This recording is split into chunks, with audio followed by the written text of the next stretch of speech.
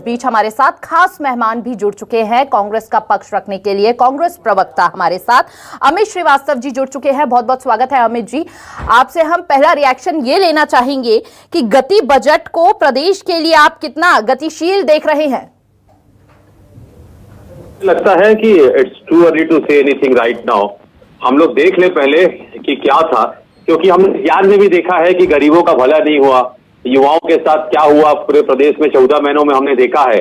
और अन्नदाता तो निश्चित तौर पे नारी और अन्नदाता के लिए भी क्या किया गया। तो मुझे लगता है कि गति तो होनी चाहिए, लेकिन मुझे लगता है कि एकदम से अभी तुरंत बजट आया है और उस पर रिएक्शन देना, मुझे लगता है कि बहुत सारी चीजें अभी देखना पड़ेगा कि क्या उसमें बेहतर है। सिर्फ विरोध के लिए विरोध नहीं करना चाहिए, हमारा ये मानना है। और लगातार मैं तो एक ही चीज कहना चाहूंगा कि जिससे छत्तीसगढ़ की उन्नति हो, प्रगति हो और छत्तीसगढ़ के 3 करोड़ जनता का भला हो, ऐसा बजट होना चाहिए। और लगातार बहुत सी चीजें क्योंकि छत्तीसगढ़ लगातार ये 25वां साल में है और एक युवा छत्तीसगढ़ होने के कारण हम सब की उसमें बहुत उम्मीद है, जनता की आकांक्षाएं और उम्मीद उससे पूरी हो। तो ये सारी चीजों को देखने के बाद ही मैं उसमें कुछ कह पाऊंगा। लेकिन निश्चित तौर पे जिस प्रकार से कुछ पॉइंट्स मैंने नोट किए थे, अभी देखते कि स्टेट कैपिटल रीजन पे वर्क हो रहा है और लगातार इसमें कहा गया है मोबाइल कनेक्शन के लिए सभी गांव से मोबाइल को कनेक्टिविटी को जोड़ेंगे। तो लगातार जिस प्रकार से और एक उसमें यह कहा गया है कि सेमीकंडक्टर फार्मास्यूटिकल्स पार्क बनेंगे और लगातार फूड पार्क बनेंगे। तो मुझे लगता है कि एक जो डीएमएफ फंड से हम दंतेवाड़ा में अस्पताल बनेगा। और मैंने पहले भी आप लोगों के चैनल में कहा है कि शिक्षा और स्वास्थ्य पे सरकार को फोकस करना चाहिए और टूरिज्म पे। और क्योंकि ये 3 सेक्टर ऐसे हैं जो कहीं भी आपका इकोनॉमिक ग्रोथ कर सकते हैं, आपके इंफ्रास्ट्रक्चर डेवलपमेंट को कर सकते हैं।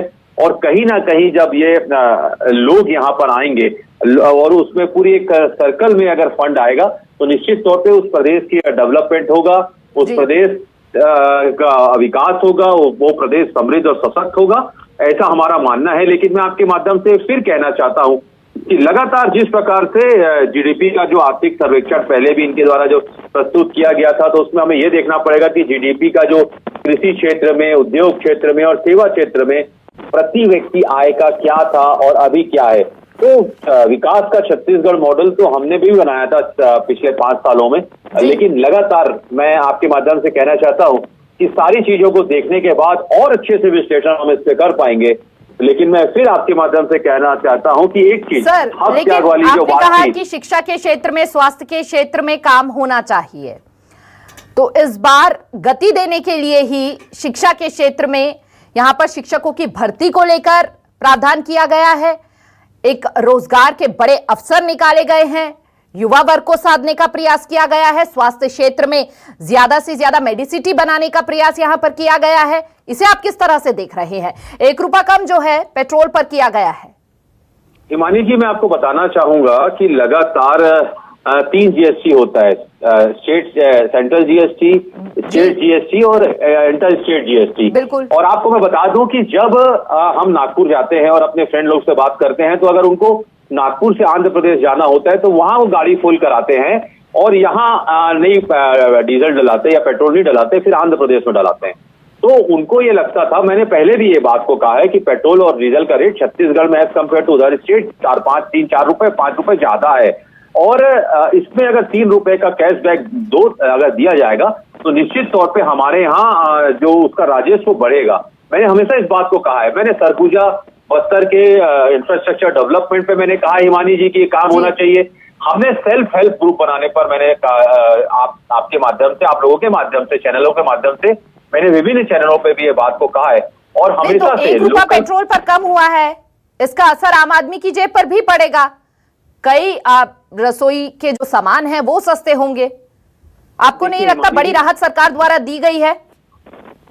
देखिए, राहत होती है, निश्चित तौर पे आपका कहना ठीक है। लेकिन मुझे लगता है कि 1 रुपए की जगह अगर 3 रुपए किया जाता, जनता को ज्यादा बेनिफिट होता।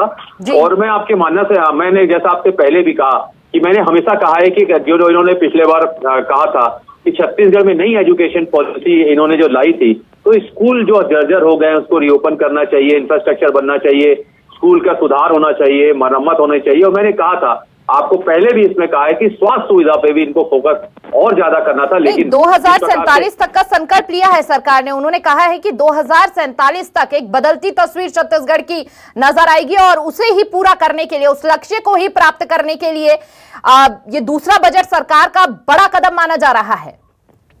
मैं आपको बताना चाहता हूं कि जब हमारा पहला बजट छत्तीसगढ़ राज्य बनने के बाद आया था तो 5,700 करोड़ रुपए का बजट था, और पिछले बार का अगर आप का बजट आप देखेंगे तो 1,45,000 करोड़ रुपए का था, और अनुपूरक बजट मिला के 1,60,000 करोड़ का बजट था। और कल मुख्यमंत्री जी का स्टेटमेंट था लगभग 2.25 लाख करोड़ रुपए का बजट आएगा।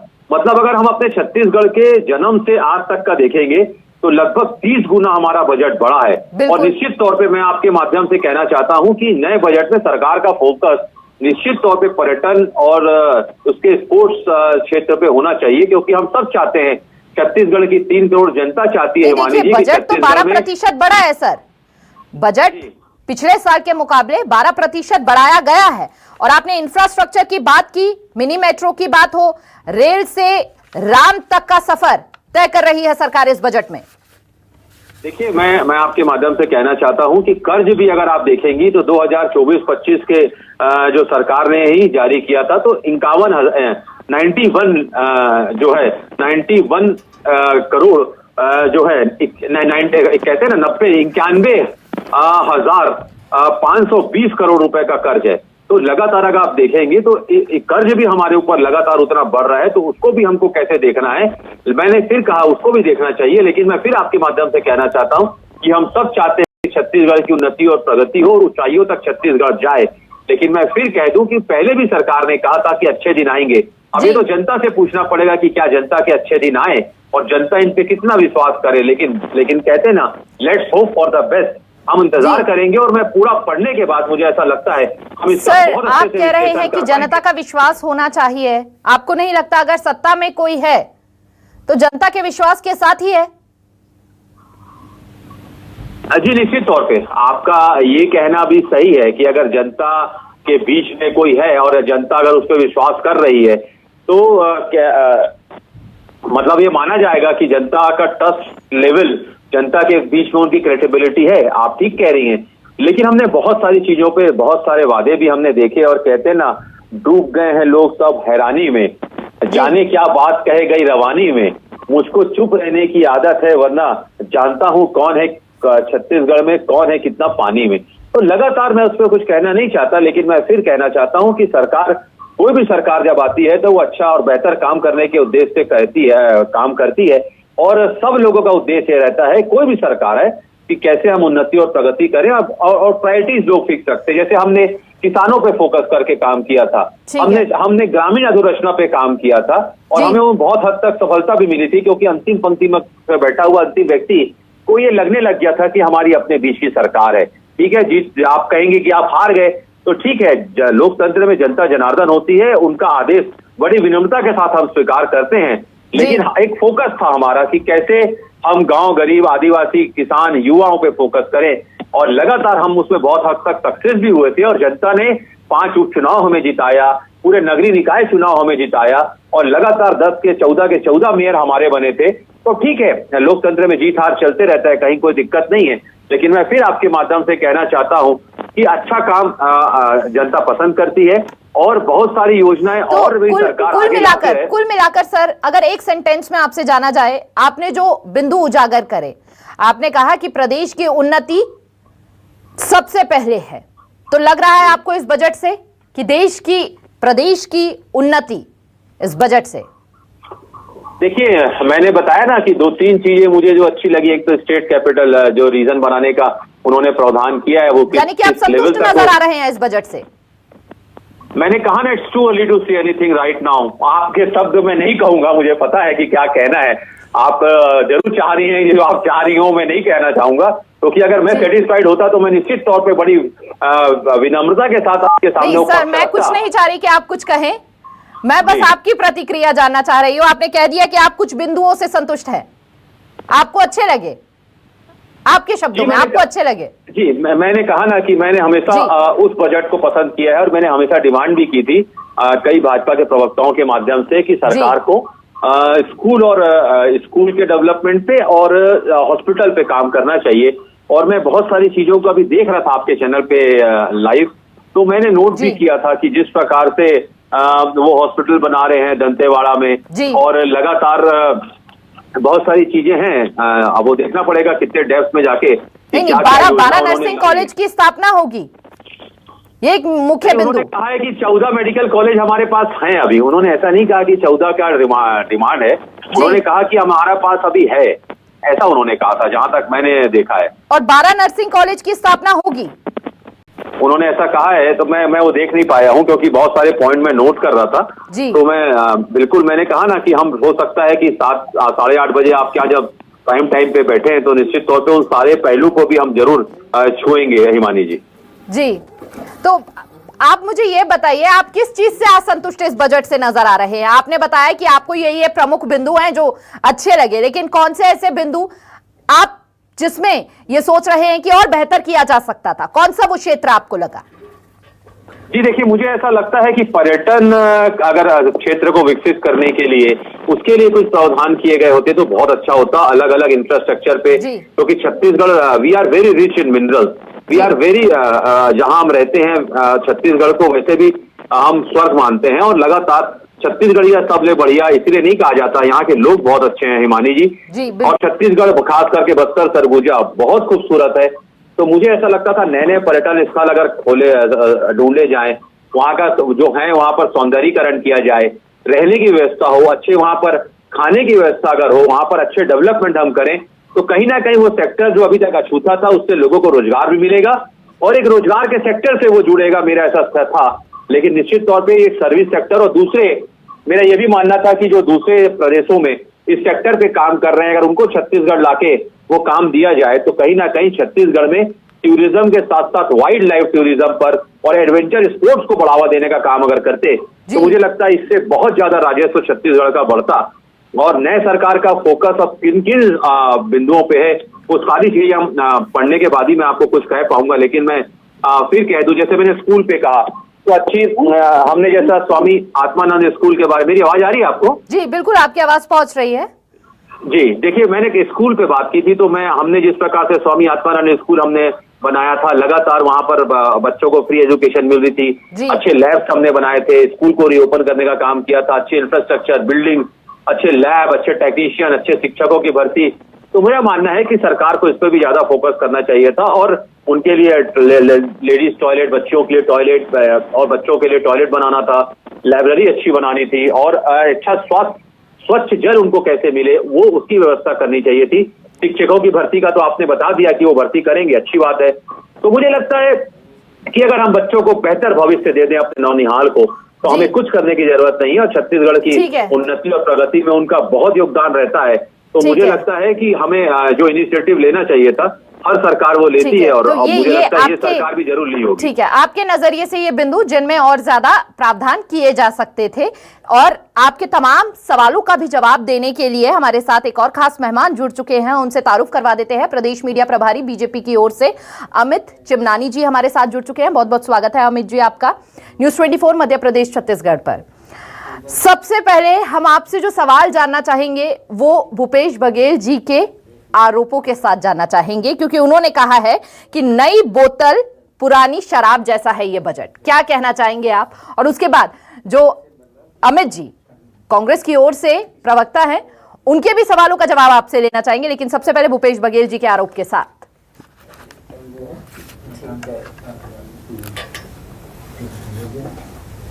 भूपेश बघेल जी ने कल ही लिख लिया था कि उनको आज बजट के बाद क्या बोलना है। उन्होंने अगर बजट को सुना होता, समझा होता तो कम से कम थोड़ी तो अपनी स्क्रिप्ट को बदल देते। एक बार सोनिया गांधी जी के साथ भी ऐसा ही हुआ है। सोनिया गांधी जी को लिख के दिया गया था कि धूप होने वाली है, आप जहां भाषण देंगे वहां बारिश हो गई। तो सोनिया गांधी ने कहा कि आप लोग धूप में मेरे लिए आए हैं, बहुत बहुत धन्यवाद, लेकिन वहां बारिश हो रही थी।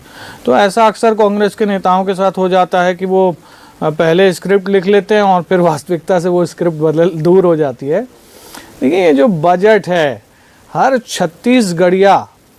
छत्तीसगढ़ का मान रखने वाला व्यक्ति, अपने प्रदेश को ऊंचा देखने वाला व्यक्ति आज इस बजट से खुश है।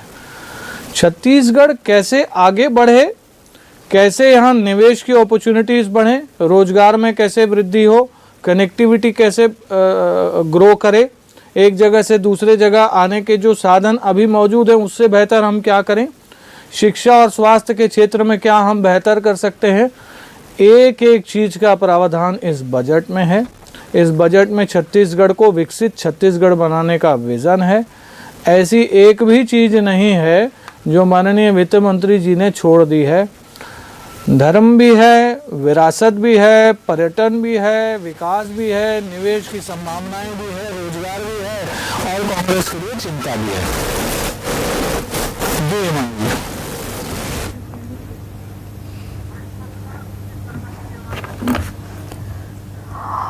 ठीक है अमित जी, आप अपनी बात पूरी कीजिएगा, लेकिन इस बीच कोई तकनीकी खराबी आ गई है, आपकी आवाज हम तक नहीं पहुंच पा रही है। वरिष्ठ पत्रकार उचित शर्मा जी हमारे साथ जुड़ चुके हैं। सबसे पहले उनसे जान लेते हैं कि इस पूरे बजट को वो किस तरह प्रदेश की गतिशील के तौर पर देख रहे हैं।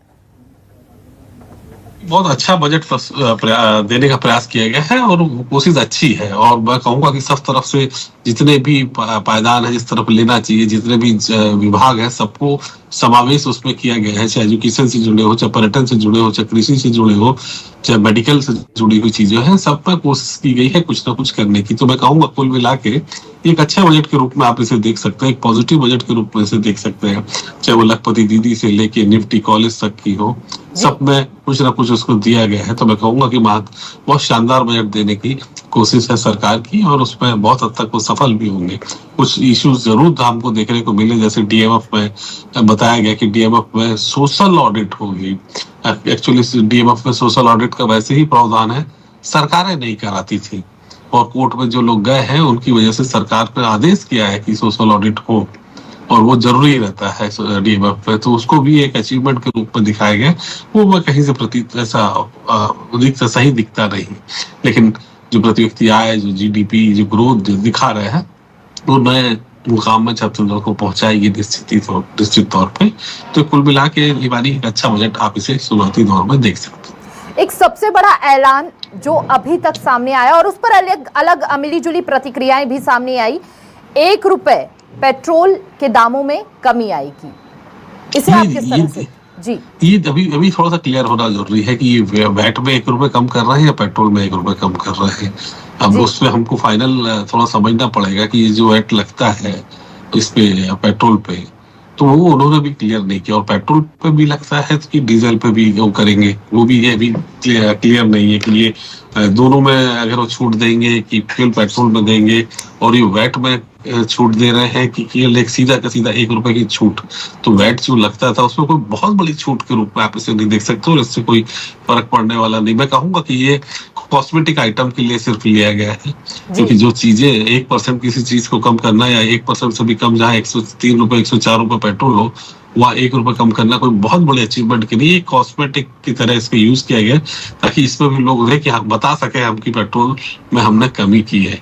लेकिन बड़ी चीज ये देख रहा कि नर्सिंग कॉलेज, फिजियोथेरेपी कॉलेज, जो निफ्टी जो इधर छत्तीसगढ़ में जो ऑल इंडिया एक बड़ा इंस्टीट्यूट है, वो यहाँ अगर आ रहा है, तो ये एक अचीवमेंट के रूप में मैं देखता हूँ, क्योंकि एजुकेशनल हम लोग काफी डेवलप्ड है। जो संस्थाओं के वो अगर देखें तो संस्थाएं जितनी है, बस ये देखना है कि उसमें छत्तीसगढ़ के लोग कितने एडमिशन ले पाएंगे, क्या कैपिंग उसमें किया, कितने लोग हमारे यहाँ के एडमिशन और कितने उसमें रिजर्वेशन करा पाएंगे, क्योंकि HNLU भी है, पहले से IIT है, IIM है, अब निफ्टी भी आ रहा है, national institute of fashion technology का, क्योंकि ये एक जुड़ा हुआ है। साथ में जो एक टेक्सटाइल हब बनाने की जो कोशिश है, जो सरकार की लास्ट ईयर से जो उन्होंने कोशिश कर रही है, उद्योग नीति भी उन्होंने काफी कोशिश की है। बस ये है कि अब थोड़ा सा कंट्रोडक्ट इसलिए होगा कि बिजली जो है वो हमारे यहाँ भी अन्य प्रदेश से महंगी है, जबकि बिजली उत्पादन कम है। उसका क्या प्रभाव पड़ता है इस उद्योग पे, इस उद्योग नीति पे, वो देखने वाली बात होगी। वैसे इसे गुडी आप बजट कह सकते हैं। सभी विभाग को छूने का प्रयास किया गया है, कुछ कम और कुछ ज्यादा किया है। टैक्सेस सभी को उनसे नए लगाए, बिना टैक्स की बात नहीं हुई है, अभी तक कोई टैक्स की तो उन्होंने बात नहीं की। लेकिन हिंदुस्तान के इतिहास में ये दूसरी बार हस्तलिखित बजट आ रहा है। अब इसको पहला नहीं बोल सकते, इसके पहले भी हस्तलिखित बजट आ चुका है, 73-74 में आया हुआ था। तो एक अच्छा कोशिश है वित्त मंत्री जी की बिल्कुल, देने एक की, और अच्छा प्रयास यहाँ पर उनके उनके द्वारा अनुभव किया का जो गया है। लाभ मिल रहा है, उनके प्रशासनिक अनुभव का लाभ प्रदेश को मिल रहा है। मैं कहूंगा उन्होंने सभी चीजें, सभी विभाग को उन्होंने करीब से देखा है। अपने जब वो आईएएस जो यहाँ काम कर रहे थे, 16 साल उन्होंने काम किया है। बिल्कुल, तो और निश्चित अपने तौर पर अनुभवों उनका के लाभ अनुसार उन्होंने हर वर्ग को छूने का भी प्रयास इस बजट के जरिए किया है, वो साफ झलका है। एक बार फिर अमित चिमनानी जी का रुख कर लेते हैं। अमित जी, उचित जी कह रहे हैं कि गुडी गुडी बजट है, हर वर्ग को छूने का प्रयास किया है, लेकिन एक बार फिर से भूपेश बघेल जी के एक और आरोप के साथ आपको हम बता देते हैं कि उन्होंने कहा कि पिछले साल कुछ नहीं हुआ, कोई कार्य नहीं हुआ विकास के नाम पर, इसलिए मैं 0 नंबर दे रहा हूं इस बजट को। क्या कहना चाहेंगे आप इस आरोप?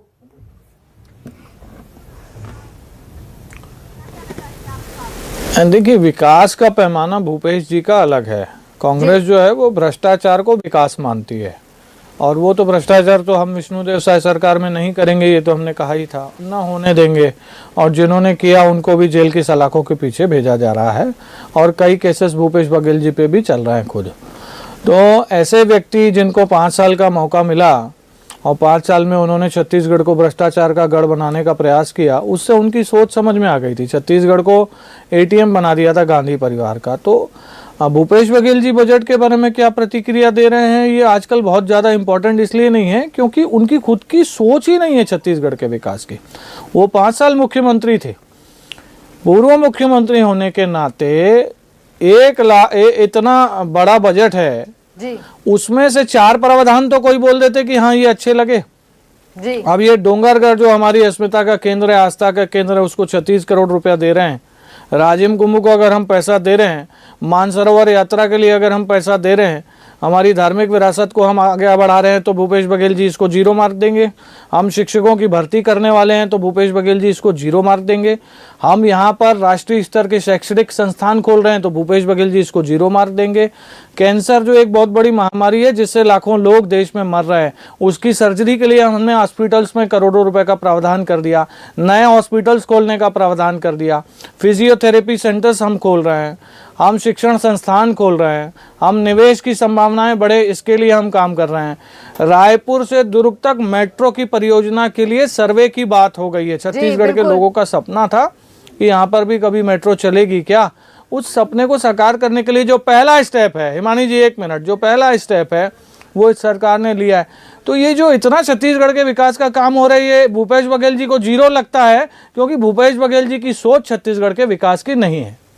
ठीक है, अमित श्रीवास्तव जी के भी अब सवालों के साथ एक बार आपको जानकारी दे देते हैं। अमित श्रीवास्तव जी ने कहा था कि 1 रुपया कम करने से क्या होगा, कम से कम 4-5 रुपए तो कम किए जा सकते थे सरकार की ओर से। और जी बिल्कुल, आप करेक्ट कर दीजिए, आप क्या कहना चाहते थे? जी, 2-3 रुपए मैंने कहा था, 1 रुपए नहीं। अगर 2-3 रुपए किया होता तो ज्यादा करेक्ट कर बेहतर देती हूँ। मैं अपनी बात को करेक्ट करके एक बार फिर से आपके सवाल को रख देती हूँ। उन्होंने कहा कि 2-3 रुपए कम किए जा सकते थे सरकार की ओर से, और साथ ही पर्यटन के क्षेत्र में भी और बेहतर कदम उठाए जा सकते थे। आप किस तरह देख रहे हैं इस आरोप को?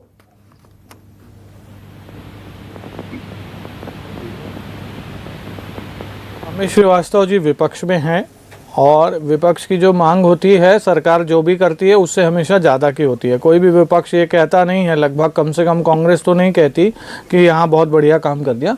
तो वो कांग्रेस के प्रवक्ता होने का वो धर्म निभा रहे हैं, वो उनका काम है, वो बोलेंगे। लेकिन मैं एक चीज़ स्मरण दिलाना चाहता हूँ, अमित श्रीवास्तव जी, कांग्रेस ने जब पिछली बार शपथ ली, सरकार बनी जी, 6 महीने के अंदर अंदर कांग्रेस की सरकार ने 1.5 से 2 रुपए पेट्रोल और डीजल में राज्य सरकार का टैक्स बढ़ा दिया था जी। एक छूट डॉक्टर रमन सरकार ने दे रखी थी, उस छूट को इन्होंने आते ही वापस ले लिया था। तो देखिए, आप बातें करेंगे, मांग करेंगे, तो ये भी देखा जाएगा आपने अपनी सरकार में क्या किया है। और आप देखिए कि छत्तीसगढ़ की सरकार जो भाजपा की चल रही है, उसके ऊपर कितनी बड़ी वित्तीय चुनौती है। हम 3100 रुपया हमारे किसान भाइयों को दे रहे हैं, 1000 रुपया हम महिलाओं को दे रहे हैं, हम इंफ्रास्ट्रक्चर के काम कर रहे हैं, हम स्कूल, पुल पुलिया, सड़कें सब बना रहे हैं। बहुत सारी वित्तीय चुनौतियां होने के बावजूद अगर सरकार बड़ा दिल दिखा के ₹1 की जो छूट दे रही है इसको ₹1 ना मानिए। उससे होता ये है कि ₹1 ये जो है ना वो प्रति लीटर अगर है तो प्रतिदिन जो खपत होती है, महीने में जो खपत होती है, साल में जो खपत होती है, वो अगर जोड़ेंगे तो ये बड़ा अमाउंट बनता है। बिल्कुल। साथ में जो ट्रांसपोर्टेशन कॉस्ट है, जो ट्रकें यहाँ से वहाँ परिवहन करके सामान लाती है, वो परिवहन की लागत में भी कमी आती है। तो जनता को बहुत सारे इससे लाभ मिलते हैं। तो इसका सकारात्मक पक्ष देखेंगे तो ये ₹1 भी बहुत अच्छा लगेगा। और मैं इस कदम के लिए, इस सराहनीय कदम के लिए ओपी चौधरी जी की मैं प्रशंसा करता हूँ। ठीक है, ठीक है। उचित जी आपके पास भी आएंगे, लेकिन एक छोटा सा रिएक्शन ले लेते हैं। क्या कहना चाहते हैं अमित श्रीवास्तव जी, क्या काउंटर करना चाहेंगे आप? जी प्लीज रिपीट योर क्वेश्चन, आवाज ब्रेक हो रही थी। क्या काउंटर करना चाहेंगे? आपके सवालों का जवाब दे रहे थे। जी निश्चित तौर पे मैं कहना चाहता हूं कि जिस प्रकार से एक जो इन्होंने कहा है कि जमीन रजिस्ट्री और हक त्याग ₹500 में जो इन्होंने प्रावधान लाया है जी। और जो सुगम ऐप के माध्यम से जो फर्जी रजिस्ट्री के लिए इन्होंने कहा है वो जो किया है, मुझे लगता है ये अच्छा इनिशिएटिव मुझे लगा। और जिस प्रकार से उन्होंने कहा है कि न्यायालय का डिजिटाइजेशन करेंगे, तो पहले भी लगातार हो रहा है, कितनों का करेंगे? मैंने कहा ना, it's too early to say anything right now, पहले अब I have to see all the things. तो मैं वही चीज कहना चाहता हूँ। एक चीज मैं जरूर कहना चाहता हूँ कि जिस प्रकार से अभी मेरे भाई चिमदानी जी ने कहा कि जो इन्होंने प्रावधान रखा है, तीर्थ यात्रा जो चालू की है उसमें 15 करोड़ का इन्होंने प्रावधान रखा है, फिर चाहे रामलला के दर्शन के लिए इन्होंने 36 करोड़ का जो प्रावधान रखा है, निश्चित तौर पे मुझे लगता है एक चीज की मेरी अब घोर आपत्ति है जरूर। इन्होंने कहा कि प्रवक्ता होने के नाते तो हम विरोध के लिए ही से विरोध अमित भाई नहीं करते। और रही बात, इन्होंने कहा है कि हम अगले राजिम कुंभ के लिए 8 करोड़ रुपए का इन्होंने प्रावधान किया है। तो मैं आपको बता दूं कि भारतीय मान्यताओं के अनुसार सिर्फ 4 कुंभ होते हैं। मुझे लगता है मैंने पहले भी कई सारे चैनलों से इसकी मांग की थी कि आप ये राजिम कुंभ लिखिए, उसको कल्प कर लीजिए, आप करिए, कहीं कोई दिक्कत नहीं है। लेकिन अगर आप कल्प कर लेंगे तो वो हमारा जो एक ट्रेडिशन चला आ रहा है, जो हमारी विश्वास और हमारा जो आस्था चली आ रही है, उस पर भी फर्क पड़ जाएगा। और इस राजिम कुंभ कल्प कर लेंगे तो मुझे लगता है ज्यादा बेहतर होगा। और रही बात, मैं आपके माध्यम से एक और चीज कहना चाहता था, एक और चीजों पे मेरा फोकस था कि जिस प्रकार से स्टेट कैपिटल रीजन निश्चित तौर पे हमारी सरकार के समय भी इस पर पूरा वर्क किया गया था। और मुझे लगता है कि जिस प्रकार से रायपुर, भिलाई, दुर्ग और राजनांदगांव तक जो डेवलपमेंट हो रहा है, निश्चित तौर पे उस पे और हमें बहुत तेजी से काम करना चाहिए। और कैसे इस पूरे क्षेत्र को कनेक्ट करके, वो तो कह रहे हैं कि आपके टाइम पे भ्रष्टाचार हुआ, इसीलिए जनता ने आपको नकार दिया। देखिए मैंने कहा ना, लोकतंत्र में जीत हार तो चलते रहती है, कभी हम हारते हैं, कभी ये जीतते हैं, लेकिन इनकी कोई हमारी कोई आखिरी हार नहीं है। और इनकी जो जीत है वो लगातार, ये भी हमने भी इनको हराया है और 15 सालों की सरकार को 14 सीटों में लाके छोड़ा है। तो जीत हार लगे रहती है लोकतंत्र में, जनता जनार्दन होती है और उसके आदेश को बड़ी विनम्रता के साथ हम सब स्वीकार करते हैं।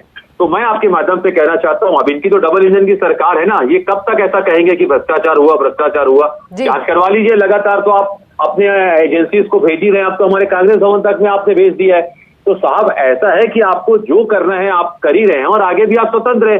लेकिन अब आप ये अगर कहेंगे कि हमारी डबल इंजन की सरकार है और हम इस पे कुछ नहीं करना चाहते, तो मैं हिमानी जी आपको कहना चाहता हूँ कि न्याय का नाम लेकर अन्याय हो रहा है, ईडी के नाम पर तमाशा हो रहा है और नेताओं के दामन चकाचक, जो सत्ता में बैठे नेताओं के दामन को चकाचक करके रखे हैं। वह विपक्ष ही है जिसे जो बेगुनाह होते हुए भी बेवजह उन्हें परेशान किया जा रहा है। और लगातार सर ये एक अलग मुद्दा है, इस पर भी हम जरूर चर्चा करेंगे, बिल्कुल करेंगे आपके इस मुद्दे पर भी चर्चा। लेकिन आज चूंकि बजट वाला दिन है और बजट के इस खास अवसर पर केवल बजट की बात ही होगी। उचित जी भी कुछ कहना चाह रहे थे जब वो पेट्रोल के दामों को लेकर रिएक्शन दे रहे थे। एक बार उचित जी से भी उनका रिएक्शन जान लेते हैं। जी उचित जी, आप कुछ कहना चाह रहे थे उस समय। वो चिमनानी जी चार्टर्ड अकाउंटेंट हैं, बहुत अच्छी तरीके से, बारीकी तरीके से अर्थव्यवस्था को समझते हैं और बतलाते भी बहुत अच्छा है। वो जब वो कह रहे थे कि पेट्रोल, वो थोड़ा सा क्लियर नहीं हुआ था कि पेट्रोल में ही, जहां तक मुझे खबर है कि पेट्रोल में हुआ है, डीजल में नहीं हुआ है। जो उन्होंने स्पेसिफिक पेट्रोल लिखा है, तो डीजल में और ट्रांसपोर्टेशन में तकलीफ तो अभी भी होगी। और जो राष्ट्रीय औसत है, मुझे नहीं लगता कि 6.5 लीटर प्रति व्यक्ति के ऊपर होगा। तो 6 रुपए का फायदा महीने का किसी व्यक्ति के लिए कोई बहुत फायदे के रूप में मैं इससे नहीं देखता हूँ। इसीलिए कह रहा था कि आप जो पेट्रोल के बढ़ाए, स्वागत योग्य है, चलिए आगे और बढ़ाइए, बहुत साल है अभी आपको। आप ये उम्मीदों भरा बजट है, आपसे और उम्मीद है कि अभी 1 रुपए है, अगली बार 2 और चुनाव तक 4-5 की उम्मीद आपसे की जा सकती है। लेकिन ट्रांसपोर्टेशन से आवक जावक में और भाड़े में कोई फर्क नहीं पड़ा, क्योंकि डीजल में मेरे ख्याल से नहीं हुआ है। आपकी और मेरे में गाड़ियों में पेट्रोल खर्चा होगा, और आम आदमी जो है, जो अपनी गाड़ी में महीने में जो है मुश्किल से 9 लीटर का एवरेज भी नहीं आता, तो वो 9 रुपए और 8 रुपए के बीच जो उसको बचत होगी, उससे बहुत बड़ी नहीं मान सकते। ठीक है, लेकिन स्कूलों को लेके, जो एजुकेशन को लेके जो चीजें हुई है, वो वाकई स्वागत योग्य है। जो हमारी मैं पहले भी आपसे कहा था कि जो निफ्टी का जो इंस्टीट्यूट राष्ट्रीय स्तर का जो आ रहा है, वो हमारे बच्चों के लिए बहुत माइलस्टोन साबित होगा। नो डाउट कि हमारे पास बहुत कुछ करने को पर्यटन में नहीं है, इसलिए नहीं हुआ। हालांकि प्रयास अच्छे हैं, कोशिश से कर रहे हैं, जो जितने भी विभाग ने उन्होंने दिया है, विभाग को हेल्प दी है। लेकिन हेल्थ को लेके भी उन्होंने जो हेल्थ नया रायपुर में एक मेडी सिटी जो बना रहा है, एडुक सिटी और मेडी सिटी का जो कोशिश भी है, तो मैं कहूंगा कि ये काबिले तारीफ है। अमित चिमनानी जी, आपसे एक और चीज मैं जानना चाहूंगी, क्या गति 2047 के संकल्प को पूरा करता दिख रहा है?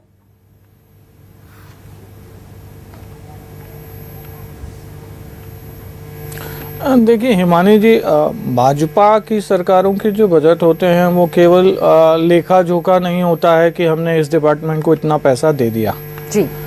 बजट जो होता है, पहले तो एक सरकार की क्या सोच है उसका एक प्रतिबिंब होता है जी। बजट जो होता है वो सरकार की निष्ठा की प्रामाणिकता देता है कि ये जो सरकार आई, जो वादे करके आई, उन वादों को पूरा करने के लिए इसमें क्या प्रावधान है, और जो ये प्राथमिकता लेकर के आई थी सरकार, उसके उद्देश्यों की पूर्ति के लिए क्या प्रावधान है जी। तो इस बजट की खास बात यही है कि हमने जो मोदी की गारंटी की बात कही थी उसको पूरा करने के इसमें सारे प्रावधान है। अभी मैं आपके टीवी स्क्रीन पर ही देख रहा हूँ, महतारी वंदन के लिए बहुत बड़ा प्रावधान है जी। तो ये हमारा बड़ा वादा था, जिसको कांग्रेस हमेशा कहती थी कि हम बिल्कुल नहीं पूरा करेंगे। हमने अभी तक भी पूरा किया और इस बजट में भी उसका प्रावधान किया। दूसरा, हमारे माननीय वित्त मंत्री जी ने पिछले बार एक लक्ष्य रखा था कि अभी तक छत्तीसगढ़ जब से बना है 5 लाख करोड़ रुपए की जीएसडीपी है। इतनी ही जीएसडीपी अगले 5 सालों में छत्तीसगढ़ की बढ़े, ऐसा चुनौतीपूर्ण लक्ष्य रखा माननीय वित्त मंत्री जी ने जी। अब ये होगा कैसे? ये तो सिर्फ बोलने से होगा नहीं। तो माननीय वित्त मंत्री जी ने पिछले बजट में भी और इस बजट में भी छत्तीसगढ़ की जो आर्थिक ग्रोथ है उसमें जंप कैसे लगे, इसको लेकर के बड़े प्रावधान रखे। अब ये जो पारदर्शिता हर विभाग में होते जा रही है, जो टेक्नोलॉजी का प्रयोग हर विभाग में हो रहा है, इससे जो जनता का पैसा है वो जनता के पास पूरा जाएगा। इससे जो सरकार की योजना है वो अंतिम व्यक्ति तक पहुंचेगी, और उससे फिर परिणाम आगे निकलते आएंगे कि कैपिटल एक्सपेंडिचर जाकर के वापस सरकार को भी ग्रोथ देगा। तो ये बहुत ही बड़े विजन के साथ बनाया गया बजट है जी। अब हम इसमें देखेंगे कि जनता को राहत तो है ही है जी। लेकिन छत्तीसगढ़ में रहने वाले व्यक्ति आत्मनिर्भर कैसे बने, सशक्त कैसे बने, प्रदेश अपने पैरों पर खड़ा होकर के एक विकसित प्रदेश कैसे बने, ऐसे सारे प्रावधान इस बजट में दिखाई देते हैं। तो ये बजट फौरी राहत देने वाला बजट है, मोदी की गारंटी को पूरा करने वाला बजट है, साथ ही छत्तीसगढ़ को विकसित छत्तीसगढ़ बनाने वाला एक दूरदर्शी बजट है। ठीक है, एक दूरदर्शी बजट, एक बड़ा विजन 2047 तक का, मोदी की गारंटी को पूरा करने वाला बजट, ये कहना है अमित चिमनानी जी का। अमित श्रीवास्तव जी, आपका क्या रिएक्शन है इस पर? देखिए, एक चीज मुझे लगता है कि जैसा मैंने पहले भी कहा था कि हमारा जो स्टेट है ना हिमानी जी, वो प्रोड्यूसिंग स्टेट है जी। और चूंकि हमारे यहाँ वैल्यू एडिशन उत्पादन तो होता है, वैल्यू एडिशन भी हम कर लेते हैं, लेकिन हमारे यहाँ कंजम्पशन नहीं है। तो जब हमारे यहाँ कंजम्पशन नहीं है तो हमारे राज्य में जो स्टील बनता है या दीगर चीज जो बनती है, जब वो दूसरे स्टेट में जाती हैं तो हमें हमारे जो आईजीएसटी जो लगता है वो दूसरे स्टेट को उसका फायदा हो जाता है। तो मुझे लगता है कि जो आप तो 3 चीज ही बची हैं अगर आप रेवेन्यू के उद्देश्य से देखेंगे तो एक तो लीकर, पेट्रोल और डीजल। तो लीकर में तो ये पहले ही मनपसंद ऐप ला चुके हैं और ठीक कहा अभिजीत भाई ने कि इन्होंने पेट्रोल में 1 रुपए की छूट दी है, मैं भी वही देख रहा था। डीजल में शायद इन्होंने, I am not sure, but अगर डीजल में नहीं दिया है तो मुझे लगता है जनता को उस पर बहुत ज्यादा फर्क नहीं पड़ेगा, क्योंकि अभी जिस प्रकार से मेरे सम्मानित भाजपा के प्रवक्ता कह रहे थे कि बहुत सारी चीजों पे रेट कम होगा, ट्रांसपोर्टेशन पे कम होगा, तो वो डीजल पे कम होने पे होता है। और लगातार मैं आपके माध्यम से कहना चाहता हूँ हिमानी जी कि जिस प्रकार से डायनामिक प्राइस सिस्टम के मार्फत से जो डीजल और पेट्रोल की रेट डिसाइड होता है, और जिस प्रकार से इन्होंने एक्साइज ड्यूटी उसमें लगाई थी और लगातार वैट जो लगाया गया, कहीं ना कहीं उसके जो है टैक्स पे बहुत ज्यादा इजाफा किया गया, तो मुझे लगता है जनता को और भी उसमें राहत दी जा सकती थी। लेकिन फिर मैं कहना चाहता हूं कि हम पहले इस पूरे बजट को अच्छे से देख लें, उस पर क्या लिया है और क्या लेना चाहिए था, और कहां तक ईमानदारी के साथ इस पे उन्होंने सारे पहलुओं को छुआ है कि नहीं भी छुआ है। ये सारी चीजों को देखने के बाद ही हम इस पे और कुछ कमेंट बेहतर कर पाएंगे। ठीक है, आपने यानी कि पेट्रोल वाले पॉइंट को उचित जी के एक बार फिर से दोहरा दिया, लेकिन उन्होंने शिक्षा क्षेत्र में एकदम इस बजट को शानदार बताया, उसका आपने जिक्र नहीं किया। एक बार फिर से छोटा सा रिएक्शन उचित जी का भी ले लेते हैं। उचित जी, 12% इस बार पिछले साल के मुकाबले इस बजट को बढ़ाया गया है। क्या लग रहा है कि पिछले साल के मुकाबले इस बार और छत्तीसगढ़ की बदलती तस्वीर देखने को मिलेगी? देखिए, हमने 5700 से शुरू किया था और 1,62,000 के आसपास अब हम पहुंच जाएंगे। उसके बाद अब तीन बजट और आने के, अनुपूरक बजट आने की गुंजाइश और भी रहती है। तो ये अभी अंतिम ना मान लिया जाए, अभी इसके ऊपर भी जाएगा। नो डाउट कि 12% ग्रोथ हुआ है। हम प्रोग्रेसिव वे में चल रहे हैं, ये बात भी सत्य है। 5700 का बजट जो माननीय मंत्री जी ने जो पहले ज्ञान की बात की थी, अब गति की बात की थी, अब वो चारों चीजें जो उन्होंने की है, गति को लेके, सुशासन को लेके किया, इंफ्रास्ट्रक्चर को लेके किया, टेक्नोलॉजी को लेके किया, जो एक्सीलेंस को लेके उन्होंने किया, अब ये है कि इस पर गंभीरता पूर्वक काम करना होगा। केवल एब्रिविएशन बनाने से और केवल जुमले और मुहावरा डाल के ही आप बहुत कुछ नहीं कर सकते। आप सुशासन विभाग बना के आपने कोशिश की, अच्छी बात है, लेकिन क्या हकीकत पर, जमीनी हकीकत पर, और इसकी भी एक ऑडिट तो होनी चाहिए ना कि सुशासन की व्यवस्था आप डाल रहे हैं। इस बार आपने सुशासन आपने प्राइम फोकस रखा हुआ, ये 4 चीजें आपने फोकस रखी थी, पहले जो ज्ञान की थी, अभी वो गति की हो गई। तो ये जो फोकस विभाग है वो कितना फोकस्ड हो पाएंगे, इसकी भी कोई ऑडिट जो है वो हो, क्योंकि हम सुशासन में जो आप गुड गवर्नेंस की बात करते हैं, हम उससे एग्री नहीं है, ये जनता उससे एग्री नहीं है। कि देखिए, आप अगर बात करें कि गुड गवर्नेंस को लेकर, हम खुद देख रहे हैं गुड गवर्नेंस, आपकी उद्योग नीति को देख रहे हैं।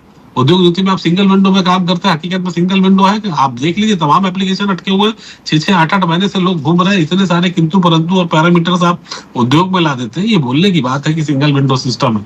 आइए किसी दिन कोई भाजपा का कार्यकर्ता हो, हमसे बात करें रूबरू, तो हम बताएंगे ये देखिए 6 महीने से लटके हुए एप्लीकेशन है, कोई कार्रवाई नहीं हुई, चीजें नहीं हुई। जो एकीकृत करने के लिए तमाम चीजें है, तो उद्योग नीति केवल आप जो है समय की कमी है, बिल्कुल समय की कमी है। आप सभी मेहमानों से माफी के साथ बहुत बहुत शुक्रिया अपना कीमती समय साझा करने के लिए। बजट के इस बड़े दिन पर हमारे साथ खास मेहमानों का पैनल जुड़ा हुआ था, लगातार अपनी अपनी प्रतिक्रिया उन्होंने साझा की इस बजट को लेकर, किसके लिए क्या खास था उसको विस्तार से बताते नजर आए। फिलहाल हमारी इस खास पेशकश में बस इतना ही। तमाम बड़ी खबरों के लिए देखते रहिए News 24 मध्य प्रदेश छत्तीसगढ़।